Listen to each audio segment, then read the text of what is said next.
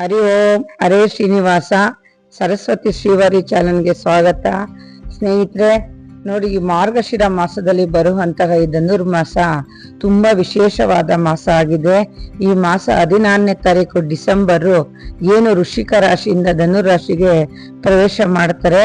ಒಂದು ತಿಂಗಳು ಜನವರಿ 14ನೇ ತಾರೀಕು ತನಕ ಈ ಧನುರ್ಮಾಸ ತುಂಬಾ ವಿಶೇಷವಾದ ಮಾಸ ಆಗಿರುತ್ತೆ. ಈ ಮಾಸದಲ್ಲಿ ನಾವು ಭಗವಾನ್ ಶ್ರೀ ವಿಷ್ಣುನ ಆರಾಧನೆ ಮಾಡಬೇಕು. ಆರಾಧನೆ ಮಾಡೋದ್ರಿಂದ ನಮ್ಮ ಸಕಲ ಕಷ್ಟ ದೋಷಗಳು ಎಲ್ಲ ಪರಿಹಾರ ಆಗುತ್ತೆ. ಸ್ನೇಹಿತರೆ, ಈ ಮಾಸ ಬಂದು ಒಂದು ಏನು ಧನುರ್ಮಾಸ, ವಿಷ್ಣು ಮಾಸ ಅಂತಾನೆ ನಾವು ಹೇಳ್ಬಹುದು. ಹಾಗಾಗಿ ಎಲ್ಲರೂ ಪ್ರತಿನಿತ್ಯ ಮನೇನ ಒಂದು 9 ದಿನನೋ ಇಲ್ಲ 21 ದಿವಸನೋ ಒಂದು 5 ದಿನನೋ 3 ದಿವಸನೋ ಹೆಂಗೆ ನಿಮ್ ಕೈಲಾಗುತ್ತೋ ಯಥಾಶಕ್ತಿ ಇಲ್ಲ ಮಾಡೋರು ಒಂದು ತಿಂಗಳು ಪೂರ್ತಿನೂ ಮಾಡ್ತಾರೆ. 4 ಗಂಟೆಗೆ ನೀವೆಲ್ಲ ರೆಡಿ ಮಾಡ್ಕೊಂಡು ಒಂದು ಏನು ಸೂರ್ಯನ ಕಿರಣ ಭೂಮಿಗೆ ಬೀಳೋ ಅಷ್ಟೊತ್ತಿಗೆ ನೀವು ಒಂದು ಮನೆಯೆಲ್ಲ ಸ್ವಚ್ಛಗೊಳಿಸಿ ಪೂಜೆನೆ ಮಾಡ್ಬಿಟ್ಟಿರ್ಬೇಕು. 5 ಗಂಟೆ ಅಷ್ಟೊತ್ತಿಗೆಲ್ಲ ಬ್ರಾಹ್ಮಿ ಮುಹೂರ್ತದಲ್ಲಿ ಮಾಡೋದ್ರಿಂದ ಶ್ರೀಮಾನ್ ಸೂರ್ಯ ನಾರಾಯಣ, ಆ ನಾರಾಯಣನ್ಗೆ ಪ್ರಿಯವಾಗಿರೋ ಅಂತಹ ಈ ಮಾಸ, ನಾರಾಯಣನ್ಗೆ ತುಂಬಾ ಇಷ್ಟವಾಗಿರೋ ದಿನ ಬಂದು ಸ್ನೇಹಿತರೆ ಬುಧವಾರ. ಬುಧ ದೇವನಿಗೆ ನಾವು ಹೆಸರು ಕಾಳನ್ನ ಅರ್ಪಿಸ್ತೀವಿ. ಹಾಗಾಗಿ ಹೆಸರು ಕಾಳು ಮಾಡೋದ್ರಿಂದ ಈ ವಿಷ್ಣು ಮಾಸದಲ್ಲಿ ನಾವು ಒಂದು ಹೆಸರು ಬೇಳೆ ಪೊಂಗಲ್ ಮಾಡ್ಬೋದು. ನೋಡಿ, ಯಾವುದೇ ಒಂದು ದೇವಸ್ಥಾನದಲ್ಲಿ ನೀವು ಹೋದ್ರು ಹೆಸರು ಬೇಳೆನ ಪೊಂಗಲ್ ಜಾಸ್ತಿನೇ ಅವರು ಬರುವಂತ ಭಕ್ತಾದಿಗಳಿಗೆಲ್ಲ ಕೊಡ್ತಾರೆ ನೈವೇದ್ಯಕ್ಕೆ ತೋರಿಸಿ. ಹಂಗಾಗಿ ಮನೆಗಳಲ್ಲೂ ನಾವು ಸಂಕ್ರಾಂತಿಯ ಕೊನೆಯ ದಿನ ನಮ್ಮ ಮನೆಗಳಲ್ಲೆಲ್ಲ ನಾವು ಒಂದು ದೇವ್ರ ಮುಂದೆ ಪೊಂಗಲ್ ಮಾಡ್ದೇನೆ ಪೂಜೆ ನಾವು ಮಾಡೋದೇ ಇಲ್ಲ ಸ್ನೇಹಿತರೆ. ಹಂಗಾಗಿ ನೀವು ನಿಮ್ಮ ಮನೆಗಳಲ್ಲಿ ಮಾಡಿ ಪೊಂಗಲ್, ಸಿಹಿ ಪೊಂಗಲ್ನ ಮಾಡಿ ನೈವೇದ್ಯಕ್ಕಿಡಿ. ಮತ್ತೆ ಇನ್ನೊಂದು ಏನಂದ್ರೆ, ಶ್ರೀ ಭಗವಾನ್ ನಾರಾಯಣನವರು ಹರಳಿ ಮರದಲ್ಲಿ ನೆಲೆಸಿರ್ತಾರಂತೆ. ಬ್ರಹ್ಮ ವಿಷ್ಣು ಮಹೇಶ್ವರ ತ್ರಿಮೂರ್ತಿಗಳಾದಂತಹ ಭಗವಾನ್ ವಿಷ್ಣುವರು ಹರಳಿ ಮರದಲ್ಲಿ ಇರ್ತಾರೆ. ಹಾಗಾಗಿ ಪ್ರತಿನಿತ್ಯ ನೀವು ಮುಂಜಾನೆ ಎದ್ದು ಸ್ನಾನ ಮಾಡಿ ಎಲ್ಲ ಮಾಡಿ, ಕೆಲವರೆಲ್ಲ ತಣ್ಣೀರಲ್ಲೇ ಸ್ನಾನ ಮಾಡ್ತಾರೆ ಸ್ನೇಹಿತರೆ, ಬಿಸಿನೀರು ಉಪಯೋಗಿಸೋದೇ ಇಲ್ಲ. ಆದ್ರೆ ಈ ಚಳಿಗಾಲದಲ್ಲಿ ಬಂದಿರೋದ್ರಿಂದ ಕೆಲವರು ಅವ್ರವ್ರ ಯಥಾಶಕ್ತಿ ಆಗ್ಬೇಕೋ ಆ ತರ ಸ್ನಾನಗಳು ಮಾಡ್ಕೊಂಡ್ಬರ್ತಾರೆ. ಮಾಡ್ಕೊಂಬಂದು ಮನೆಯೆಲ್ಲ ಸ್ವಚ್ಛಗೊಳಿಸಿ ಹೊಸ್ಲು ಪೂಜೆ ಮಾಡಿ, ತುಳಸಿ ಹತ್ರ ದೀಪ ಹಚ್ಚದೆ ಯಾರೂ ಪೂಜೆ ಮಾಡಬೇಡಿ.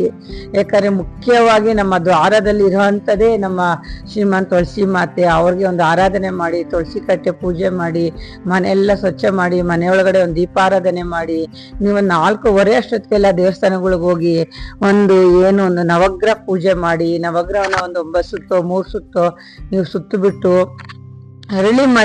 ಅರಳಿ ಮರಕ್ಕೆ ನಾನು ಇನ್ನೊಂದಿನ ಅರಳಿ ಮರದ್ದೇ ಒಂದು ವಿಡಿಯೋ ಮಾಡ್ತೀನಿ. ತುಂಬಾ ಶ್ರೇಷ್ಠವಾದಂತ ಮರ ಅರಳಿ ಮರ ಅಂತ ಕೇಳಕ್ಕೆ ನಮ್ಗೊಂಥರ ಆನಂದ ಆಗುತ್ತೆ.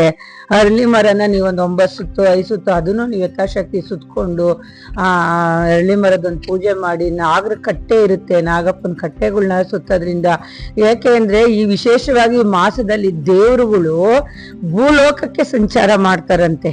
ಹಾಗಾಗಿ ಭೂಮಿಲಿರುವಂತಹ ನಾವು ನರಮನುಷ್ಯರುಗಳ ಕಷ್ಟ ಸುಖ ನಾವು ಕೇಳೋದ್ರಿಂದ ಸ್ವಾಮಿ ಬೇಗ ಅಸ್ತು ಅಂತಾರೆ. ಹಾಗಾಗಿ ಸ್ವಾಮಿ ಈ ಮಾಸದಲ್ಲಿ ಭೂಲೋಕಕ್ಕೆ ಬರುವಂತ ಈ ಮಾಸದಲ್ಲಿ ನಾವು ನಮ್ ಕಷ್ಟ ಸುಖ ಎಲ್ಲ ನಾವು ದೇವ್ರ ಹತ್ರ ಹೇಳ್ಕೊಬೋದಲ್ವಾ. ಒಂದು ಪೂಜೆ ಮಾಡೋದ್ರಿಂದ ನಮ್ ಕಷ್ಟ ಪರಿಹಾರ ಆಗುತ್ತೆ. ನಾವು ಸ್ವಾಮಿ ನಮ್ ಕಷ್ಟ ಪರಿಹಾರ ಮಾಡಪ್ಪ, ನಮ್ಗೆ ಇಷ್ಟಾರ್ಥ ಈಡೇರಿಸು, ಒಂದ್ ಕೆಲ್ಸ ಬೇಕು, ಒಂದ್ ಮದ್ವೆ ಬೇಕು ಅಂತ ಕೇಳೋ ಅಷ್ಟೊತ್ತಿಗೆ ಸ್ವಾಮಿ ದೇವಲೋಕದಿಂದ ನಮ್ಗೆ ಅದೇ ದೇವರು ಭೂಲೋಕಕ್ಕೆ ಬಂದಾಗ ನಾವು ಕೇಳ್ಕೊಳ್ಳೋದ್ರಲ್ಲಿ ತಪ್ಪೇನಿಲ್ಲ ಸ್ನೇಹಿತರೆ. ಹಂಗಾಗಿ ಮಾಸ ತುಂಬಾ ಪವಿತ್ರವಾದಂತಹ ಮಾಸ. ಮತ್ತೆ ಏನು ಒಂದು ಆಂಜನೇಯ ಸ್ವಾಮಿ ಅಂತ ಅವ್ರಿಗೆ ಒಂದು ತುಪ್ಪದಿಂದ ನೀವು ಬತ್ತಿ ಹಚ್ಚಿ, ಎಳ್ಳು ಬತ್ತಿ ಹಚ್ಚಿ, ಶನೇಶ್ವರ ಸ್ವಾಮಿಯವರಿಗೆ ಒಂದು ಎಳ್ಳು ಬತ್ತಿ ಹಚ್ಚಿ ಈ ಮಾಸದಲ್ಲಿ ನೋಡಿ ನೀವೆಷ್ಟು ಪೂಜೆ ಮಾಡ್ತಿರೋ ಅಷ್ಟು ಫಲ ನಿಮ್ಗೆ ಸಿಗುತ್ತೆ. ಯಾಕೆ ಅಂದ್ರೆ ನಾವು ಇದು 106 ವರ್ಷ ಮಾಡಿದಷ್ಟು ಫಲ, ಈ ಒಂದು 106 ವರ್ಷ ಮಾಡಿದಷ್ಟು ಪೂಜೆ ಈ ತಿಂಗಳಲ್ಲಿ ನಾವು ಮಾಡಿದಷ್ಟು ಫಲ ಸಿಗುತ್ತಂತೆ. ನಾವು 106 ವರ್ಷ ಇರ್ತೀವೋ 1000 ವರ್ಷ ಇರ್ತೀವೋ ನಮ್ಗೆ ಗೊತ್ತೇ ಇಲ್ಲ. ಅಷ್ಟು ವರ್ಷ ಮಾಡೋ ಅಂತಹ ಒಂದು ಫಲ ನಮ್ಗೆ ಈ ಒಂದು ಧನುರ್ಮಾಸದಲ್ಲಿ ಇರುತ್ತೆ ಸ್ನೇಹಿತರೆ. ಮೊದಲಿಗೆ ನಮ್ಗೆಲ್ಲ ಅಷ್ಟೊಂದು ಮಾಹಿತಿಗಳು ಸರಿಯಾಗಿ ನಮ್ಗೆ ಗೊತ್ತಿರಕ್ಕಿಲ್ಲ. ಈಗೆಲ್ಲ ಟಿವಿಗಳಲ್ಲಿ ಫೋನ್ಗಳಲ್ಲಿ ಬರೋದ್ರಿಂದ ನಾವು ಒಂಚೂರು ಅಷ್ಟೋ ಇಷ್ಟೋ ತಿಳ್ಕೊಳ್ಳೋಣ. ಆದಷ್ಟು ಮದ್ವೆ ಆಗದೆ ಇರೋ ಅಂತ ಹೆಣ್ಮಕ್ಳಿದ್ರೆ ಖಂಡಿತ ನವಗ್ರಹ ಪೂಜೆಗಳು, ಒಂದು ಅಶ್ವತ್ಥಕಟ್ಟೆ ಪೂಜೆ, ಈ ತರ ಎಲ್ಲ ಅರಳಿ ಮರದ ಪೂಜೆ ಇವೆಲ್ಲ ನೀವು ಮಾಡಿಸಿ ಒಳ್ಳೆ ಹುಡುಗ ಸಿಗ್ತಾನೆ. ಮತ್ತೆ ಕೆಲ್ಸಕ್ಕೋಸ್ಕರ ಯಾರು ತುಂಬಾ ಒದ್ದಾಡ್ತಾ ಇರ್ತಾರೆ, ಅವ್ರಿಗಾಗದೇ ಸಿಕ್ಲೇ ಇಲ್ಲ ಇಷ್ಟು ವರ್ಷ ಆದ್ರೂ ಅನ್ನೋರು, ಅವರು ಈ ಪೂಜೆ ವ್ರತಗಳನ್ನ ಮಾಡಿ ಸಾಮಾನ್ಯವಾಗಿ ಎಲ್ಲಾರ ಮನೇಲೂ ನೋಡಿ ತಾಯಿದಿರೇ ಮಕ್ಳಿಗೋಸ್ಕರನೇ ಬೇಡ್ತಾರೆ. ಚಳಿ ಮಳೆ ಗಾಳಿ ಏನೂ ನೋಡೋದಿಲ್ಲ. ತಾಯಿಗಿಂತ ಮಿಗಿಲಾದ ದೇವರಿಲ್ಲ. ತಾಯಿನೇ ದೇವ್ರು, ತಂದೆನೂ ದೇವ್ರು. ಯಾಕಂದ್ರೆ ಅವ್ರಿಗೆ ಸಾಥ್ ಕೊಡೋರೆ ಮನೇಲಿ ಕಟ್ಕೊಂಡಿರೋ ಅಂತ ಯಜಮಾನ್ರುಗಳಾಗಿರ್ತಾರಲ್ಲ. ಹಂಗಾಗಿ ತಾಯಿ ತಂದೆಗಿಂತ ಮಿಗಿಲಾದವ್ರು ಯಾರೂ ಇಲ್ಲ. ಅದ್ರಲ್ಲೂ ಅವರು ತುಂಬಾ ಬೇಡೋದು ತಾಯಿಯಂದಿರು ಬೇಡ್ತಾರೆ. ಸ್ನಾನ ಮಡಿಗಳು ಮಾಡ್ಕೊಂಡು ಚಳಿ ಮಳೆ ಗಾಳಿ ಏನೂ ನೋಡ್ದೆ ಪಾಪ ಅವರು ದೇವರನ್ನ ಆರಾಧನೆ ಮಾಡ್ತಾರೆ. ಮಕ್ಕಳುಗಳು ನೀವುಗಳು ಅಷ್ಟೇನೆ, ಪ್ರತಿಯೊಬ್ರು ಅವರೇ ಬೇಡ್ಲಿ ಇವರೇ ಬೇಡ್ಲಿ ಅನ್ನೋದಲ್ಲ, ನೀವು ಹೋಗಿ ಮುಂದೆ ನಿಂತ್ಕೊಂಡು ಆ ಸ್ವಾಮಿನ ಒಂದು ಆರಾಧನೆ ಮಾಡಿ ಒಂದು ಬೇಡ್ಕೊಳ್ಳಿ. ನಿಮ್ಗೆ ಎಜುಕೇಶನ್ ಅಲ್ಲಿ ನೋಡಿ, ಓದಿಸುವಾಗ ತಂದೆ ತಾಯಿ ಎಷ್ಟೆಲ್ಲಾ ಕಷ್ಟಪಟ್ಟಿರ್ತಾರೆ. ಒಂದು ತಿಂಗಳಲ್ಲಿ ಈ ಪೂಜೆಯಲ್ಲಿ ನಿಮ್ಗೆ ಪೂಜಾ ಫಲ ಸಿಗುತ್ತೆ ಅನ್ನೋದಾದ್ರೆ ಪಾಪ ಅವ್ರುಗಳು ಮಾಡ್ಬೇಕು ಅನ್ನಂಗೇನಿಲ್ಲ. ನೀವು ಬೇಗ ಎದ್ದಿ ಒಂದು ಸೂರ್ಯೋದಯದ ನಂತರ, ಸೂರ್ಯೋದಯ ಆಗೋದ್ ಒಳಗಡೆ ನೀವು ಈ ಪೂಜೆನ ಮಾಡ್ಕೊಳ್ಳಿ.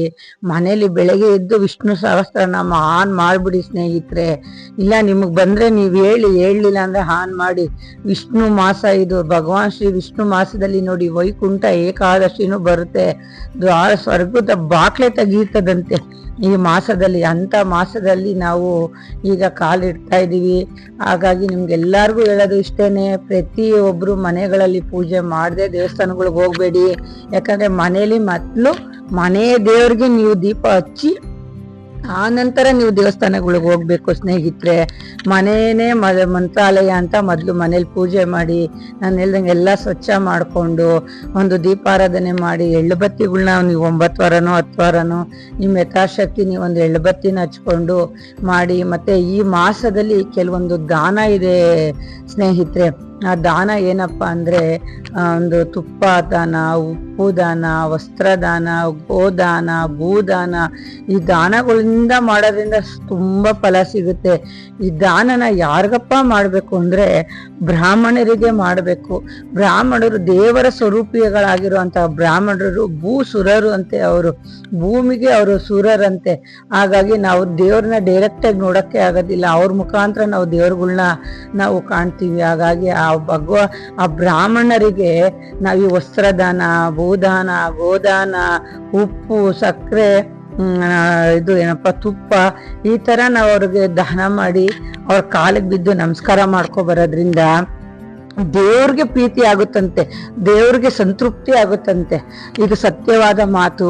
ಹಾಗಾಗಿ ಪ್ರತಿಯೊಬ್ರು ನಿಮ್ ಕೈಲಿ ಏನಾಗುತ್ತೋ ಅದನ್ನ ಒಂದ್ ಸಣ್ಣ ಪುಟ್ಟದನ್ನ ಮಕ್ಳುಗಳ ಕೈಲಿ ಕೊಡ್ಸಿ ಅವ್ರ ಆಶೀರ್ವಾದ ಪಡ್ಕೊಳ್ಳಿ ಸ್ನೇಹಿತರೆ.